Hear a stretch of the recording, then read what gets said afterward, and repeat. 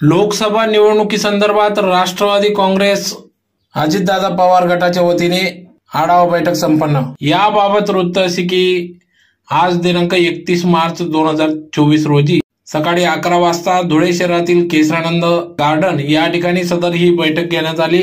धुळे जिल्हा राष्ट्रवादी काँग्रेस अजित गट यांच्या वतीने सदर ही बैठक घेण्यात आली। या आढावा बैठकीत धुळे व नंदुरबार लोकसभा महायुतीच्या उमेदवारांच्या निवडणुकीचे नियोजन करण्यासंदर्भात सदरची बैठक मंत्री अनिल पाटील यांच्या उपस्थितीत घेण्यात आली। सदर या कार्यक्रमाचे आयोजन धुळे ग्रामीण जिल्हाध्यक्ष सुरेश सोनवणे यांच्या वतीने करण्यात आले होते। तर यावेळेस या कार्यक्रमाप्रसंगी या ठिकाणी या बैठकीत मंत्री अनिल पाटील, ग्रामीण जिल्हाध्यक्ष सुरेश सोनवणे, माजी जिल्हा परिषद सदस्य ज्ञानेश्वर भामरे, बापू महाजन, नानासाहेब शिंदे, दोंडाईच्या खडसे मॅडम, डॉक्टर सूर्यवंशी, सुमित पवार आदी सर्वच मान्यवर पदाधिकाऱ्यांच्या उपस्थितीत सदर ही बैठक घेण्यात आली। तर यावेळेस धुळे व नंदुरबार लोकसभा महायुतीच्या उमेदवारांच्या निवडणुकीत त्यांना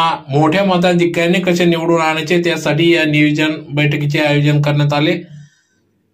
तर यावेळेस मंत्री अनिल पाटील यांनी या संदर्भात सर्व पदाधिकारी कार्यकर्त्यांना एक आवाहन केले की संबंधित महायुतीच्या उमेदवारांना जास्तीत जास्त मताधिक्याने निवडून आणायचे, यासाठी आपण सर्वांनी प्रयत्नशील राहावे व एकत्रित काम करावे असे आवाहन या आढावा बैठकी प्रसंगी मंत्री अनिल पाटील यांनी आवाहन केले आहे। तर यावेळेस मोठ्या संख्येने सर्व पदाधिकारी कार्यकर्ते, धुळे जिल्हा, नंदुरबार जिल्ह्यातील पदाधिकारी या ठिकाणी उपस्थित होते। तर येत्या काळात सर्व पदाधिकाऱ्यांनी राष्ट्रवादी काँग्रेस पक्षाचे अजितदादा पवार नेते यांच्या मार्गदर्शनात आपण सर्वांनी एकत्रित येऊन महायुतीच्या राष्ट्रवादी, शिवसेना, शिंदे गट, भाजप या तीनही पक्षातील जो उमेदवार दिला त्याच्या पाठीशी उभं राहून त्याला मोठ्या मताधिक्याने कसे निवडून आणावे लागेल, निवडून आणता येईल यासाठी आपण ही बैठक घेत आहेत असे देखील त्यांनी सांगितले। व सर्वांनी आपल्या अथक परिश्रम घेऊन मोठ्या लीडने कसा आपला महायुतीचा उमेदवार हा निवडून येईल यासाठी आपण प्रयत्नशील राहावे असे देखील आवाहन केले। भारताची असलेली इमेज जी असेल त्याला इंटरनॅशनल इमेज म्हटली जाते, ती इंटरनॅशनल इमेज बघा। नरेंद्र मोदी साहेबांच्या नेतृत्वाखाली भारतामध्ये महिलांच्या सुरक्षतेच्या बाबतीत बघा, भारताच्या कानाकोपऱ्यामध्ये महिला धोरण असेल, युवकांचं धोरण असेल, इन्फ्रास्ट्रक्चर असेल, वेगवेगळ्या पद्धतीने आपण आपला चष्मा जर का बदलवला आणि भारताची प्रगती आपल्या डोळ्यासमोर जर का बघायला आपण सुरुवात केली तर एक गोष्ट लक्षात आली असेल की विकसनशील असलेला भारत आज कुठेतरी विकसित भारत म्हणून जर का जात असेल तर त्याच्या खांद्याला खांदा लावून आपली उभं राहण्याची जबाबदारी असते।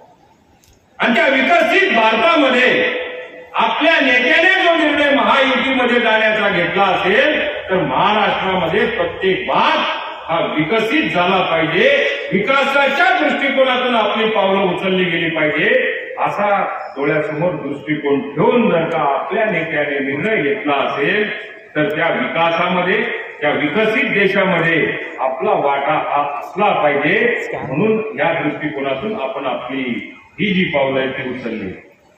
काहींना त्याचं वाईट वाटत असेल, आपलाच असलेला एकत्र असलेला पक्ष कदाचित तुम्हाला सांगत असेल पुढे काय होईल तुमचं, अरे पुढे जे व्हायचं ते होईल। राष्ट्रवादी काँग्रेस पक्षाचं अस्तित्व आपल्या मरस्तोपर्यंत आपलं वेगळंच असणार आहे, पुढे जे व्हायचं ते होईल, पण राष्ट्रवादी काँग्रेस पक्षाचं अस्तित्व या महाराष्ट्रामध्ये आपण तरी मिटू देणार नाही। वेगवेगळ्या प्रकारच्या टीका आपल्याला ऐकायला मिळतील। आज जर का महाविकास आघाडीच्या डोळ्यासमोर चित्र जर का ठेवलं तर एक गोष्ट लक्षात आली असेल, आज महाराष्ट्रामध्ये महाविकास आघाडीची प्रत्येक मतदारसंघावाईज तुम्ही एक नजर टाका। आपण सर्वजण राजकीय क्षेत्रात काम करतो आणि राजकीय क्षेत्रात काम करणाऱ्याला केवळ फक्त एखाद्या गल्लीतला अभ्यास असेल तर तो काही पुढे जाऊ शकत नाही। उमेदवाराच्या लक्षात येतं त्यावेळेला खऱ्या अर्थाने वरच्या स्तरावरती चर्चा होत असताना कोणत्या पक्षाचं आपल्याला किती पाठबळ मिळालं, कोणत्या पक्षाची ताकद खऱ्या अर्थाने महायुतीच्या मागे उभी राहिली, हे ज्या वेळेला चर्चेलं जातं त्यावेळेला धुळ्याचं नाव जर का कुठे कमी दिसलं तर येणाऱ्या काळामध्ये आपल्याकडे कुठेतरी वक्तदृष्टी तयार होती. म्हणून माझी हात जोडून सगळ्यांना विनंती असणार, ही सुवर्ण संधी. या सुवर्ण संधीमध्ये आपल्या डोक्यामध्ये जे किड सुरुवातीला बोललो, आपल्या डोक्यामध्ये जर का किड घुसलं असेल की आयुष्यभर आपल्याला फक्त झोऱ्या उचलावं लागेल, तर हे पहिलं कारण आपलं संघटन वाढवा, आपली ताकद वाढवा, आपले कार्यकर्ते तयार करा, गावागावापर्यंत बूथ रचना लावा.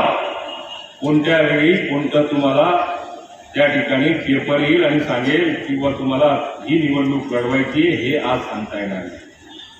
म्हणून आपली तयारी ही पक्षाच्या दृष्टिकोनातून संघटनात्मक कशी तयार झाली पाहिजे. बऱ्याचदा अशी व्यासपीठावर चर्चा करताना, बाहेर चर्चा करताना आपलं संघटनात्मक काम चालू नाही. कोण करेल? मी बोललो सुरुवातीला, अमेरिकेहून कोणताच कार्यकर्ता येणार नाही. आता याच्या पुढे आपलं पक्षाचं काम चालत नाहीये हे सांगितल्यानंतर स्वाभाविक आहे ते सांगितलंच पाहिजे, पण जो सांगायला येणार आहे त्याने त्याचा पूर्ण ऍड्रेस हा जर का मला 2 ओळीत लिहून दिला तर पहिले तू काय बोंब पडलेली आहे ते पहिले सांग आणि मग बाकीला असं दुसरा असं सांग. त्यानं दुकान काही जात नाही पाहिजे. आपल्या भागामधली आपली ताकद मी वाढवलेली आहे, मी हे काम करतोय,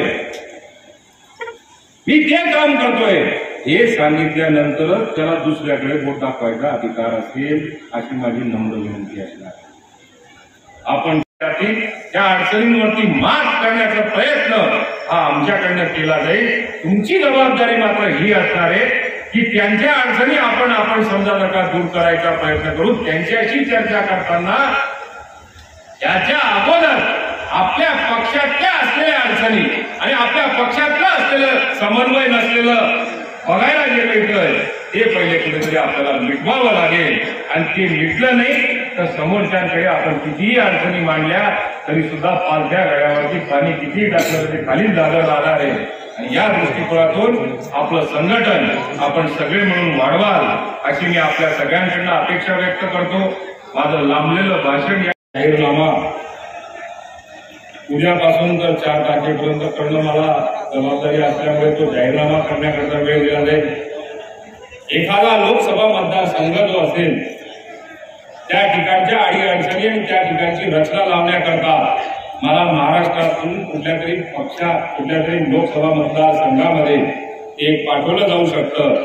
आणि त्याच्याबरोबरच आपल्या खानदेशातले हे 3 जिल्हे आणि या 3 जिल्ह्यांमध्ये येणाऱ्या काळामध्ये प्रत्येक तालुक्याचे जे मेळावे घेतले जातील, प्रत्येक लोकसभा मतदारसंघामध्ये तालुक्यातले असतील, विधानसभा क्षेत्रातले असतील, ते मेळावे येणाऱ्या काळामध्ये घेतले जातील.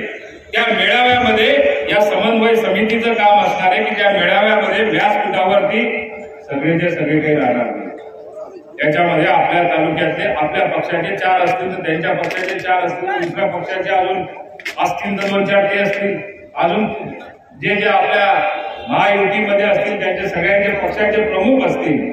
म्हणून आपल्याला आपल्या पक्षाची ताकद त्या मतदारसंघात आल्यानंतर त्या प्रत्येक ठिकाणी मला तटकरेचा फोन त्या 3 जिल्ह्यातल्या मेळाव्याला तुला जावं लागेल. हे टायमिंगचं ऍडजस्टमेंट करून आपल्या लोकसभेचा उमेदवार ठिकाणी निवडे बघून आपल्या या 3 जिल्ह्यांत नियोजन येणाऱ्या काळात केलं जाईल. अपेक्षा आपल्याकडे हीच असणार आहे की ज्या तालुक्यामध्ये, ज्या मतदारसंघामध्ये, ज्या प्रभागामध्ये अशा स्वरूपाच्या मेळाव्याला आपल्याला जायचा प्रसंग आला तर आपल्याला हिरिरीने भाग घ्यावा लागेल. आपले स्टाफ त्या ठिकाणी मोठ्या प्रमाणावरती असले पाहिजे, आपले बिल्ले त्या ठिकाणी असले पाहिजे, आपल्या टोप्या त्या ठिकाणी असल्या पाहिजे. त्या असल्याच्या बाबतीत प्रत्यक्षांची नक्की बोलेल त्या आपल्यापर्यंत कसं पोहोचेल, शहराकरता ग्रामीण भागाकरता कसं पोहोचेल याची व्यवस्था केली जाईल. आणि त्या दृष्टिकोनातून त्या मेळाव्यांमध्ये आपली ताकद आपल्या चिन्हाबरोबर त्या ठिकाणी आली पाहिजे याची काळजी आपल्याला सगळ्यांना घ्यावी लागेल.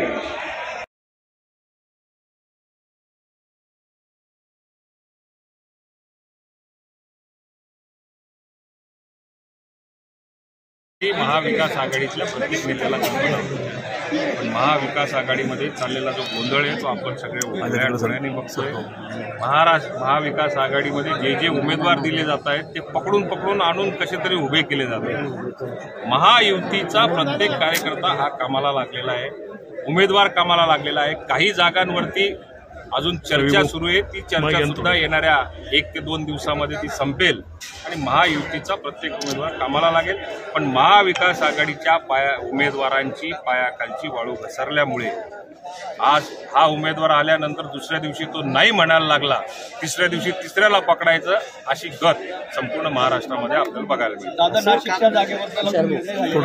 सर्व जाती धर्माला त्या ठिकाणी त्याचा समतोल ठेवला पाहिजे, सर्व पक्षांना न्याय मिळाला पाहिजे। हा राष्ट्रवादी काँग्रेस पक्षाचा सुरुवातीपासूनच आपण अजितदादांच्या नेतृत्वाखाली प्रामुख्याने मंत्रिमंडळाच्या विस्तारापासून आपण सगळेजण बघतो। महादेवकर हे सुद्धा महायुतीमधलेच एक घटक असल्यामुळे त्यांना ती जागा देणं आवश्यक असतं की जेणेकरून धनगर समाजाला सुद्धा नेतृत्व दिल्लीमध्ये करण्याची संधी ही राष्ट्रवादी काँग्रेस पक्षाने त्या ठिकाणी पुढाकार घेतला आणि महायुतीमध्ये जरी ती राष्ट्रवादी काँग्रेस पक्षाला जागा आलेली असली तरी सुद्धा ती आपल्या कोट्यातून आज महादेव जानकरांना ती जागा सुटलेली आहे। तो एक सामाजिक समतोल ठेवण्याच्या दृष्टिकोनातून घेतलेला निर्णय आहे। एक नेतृत्व धनगर समाजाचं सुद्धा हे देश पातळीवरती काम करताना येणाऱ्या काळात बघायला मिळेल। सर, राज्यामध्ये मोठ्या प्रमाणात वातावरण दूषित जरी विरोधात लाट होती सुद्धा मागच्या 2019च्या निवडणुकीत कोण निवडून आलं होतं, त्यावेळेला कुटुंब संपवलं जात नव्हतं का? आणि आता जर नेतृत्व करत असतील तर त्यांचं नाव अनंतराव पवार, हे पवारच नाव आहे। त्याच पवारल्या व्यक्तीला या महाराष्ट्रामध्ये उपमंत्री भारतीय जनता पार्टी आणि शिवसेना युद्धेच आपल्याला सगळ्यांना बघायला मिळतंय। ते स्वतः स्वार्थला चहा पवार कुटुंबांना आले, पण पवार कुठलीच आता नेत्राताई या महाविकास आघाडीपर्यंत जर का उमेदवार त्या कुटुंबातल्याच कालपर्यंत साहेबांनी मध्य प्रदेशमध्ये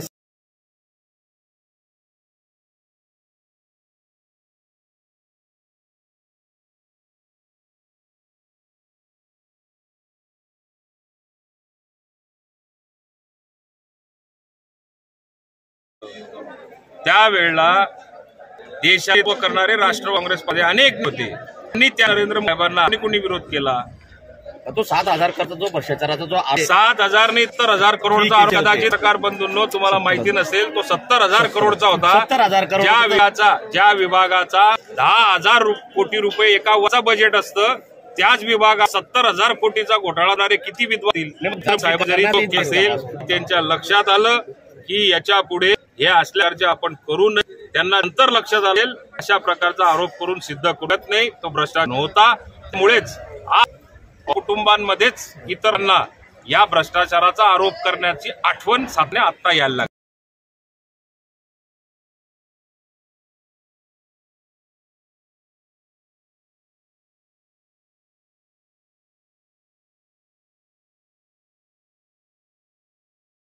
महाविकास आघाडीच्या उमेदवार जर का यांनी डिक्लेअरच झाला, त्या बाबतीत इथं त्या उमेदवाराला बोलवून 3 वेळेस ते त्यांना अजित माझ्याकडनं मिसप्लेस झालेल किंवा लक्षात आलं नाही। मी जरी या ठिकाणी या विषयावर आलो असेल तर महाविकास आघाडीचा उमेदवार पाडण्याकरताच आलेलो आहे।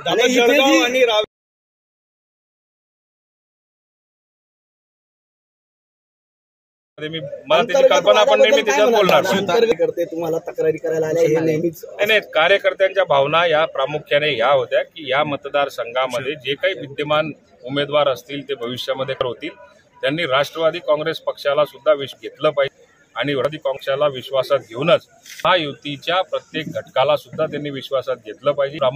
प्रत्येक कार्यकर्त्याची अपेक्षा होती येणाऱ्या काळामध्ये आमच्या ज्या निवडणुका येतील त्यामध्ये जो कोण येणारा खासदार असेल, खासदाराने आमच्या पाठीशी उभं राहिलं पाहिजे।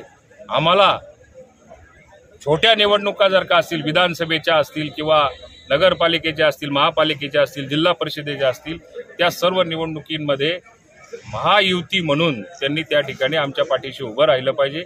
आमच्या पक्षामध्ये आज जी काही या ठिकाणी चर्चा झाली त्या चर्चेमध्ये काही पदाधिकाऱ्यांना असा एक गैरसमज झाला की ही शहराची मीटिंग होती तर आम्हाला त्या ठिकाणी बोलवलं का गेलं नाही, तर शहराची मीटिंग ही वेगळी होणार आहे आणि ग्रामीणची मीटिंग आज या ठिकाणी पार पाडली. दादासाहेब